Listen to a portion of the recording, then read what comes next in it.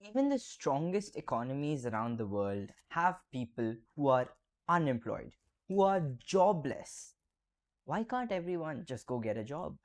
Why is everyone jobless like you are? Okay, that was just a joke.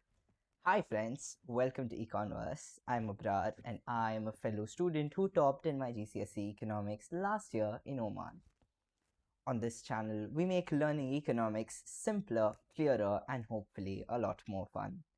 In this video, we are going to be looking at the fundamental concept of unemployment.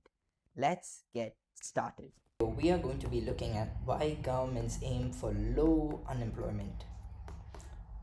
Now, low unemployment, so the governments actually aim for an acceptable rate of unemployment of 3%. This is the aim for unemployment. The level of people that can be unemployed in an economy is around 3%.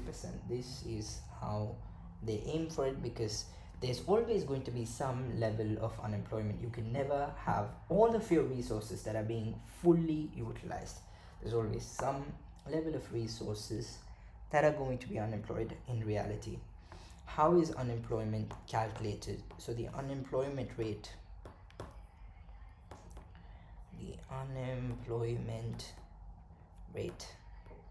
so this is basically measured like this.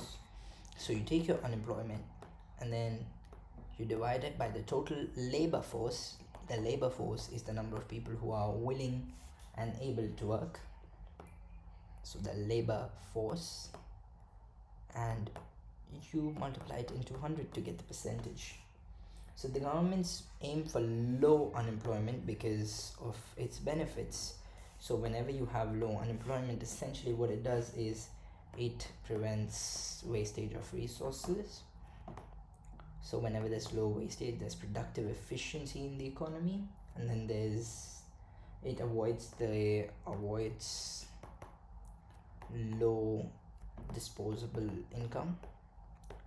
So whenever you have low disposable income for people in an economy, there could be very low consumption and the aggregate demand would essentially fall. So it avoids that, and also leads to tax revenue, which is spent on benefits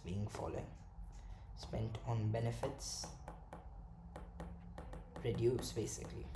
So what are benefits? Benefits are basically stuff that are given to people who are unemployed, which is given to ensure that they are able to maintain a decent standard of living and lead lives. So these unemployment benefits can be reduced, which could ensure that the tax revenue could be used for something better. It has an opportunity cost. It could be used for improving healthcare and education, for example.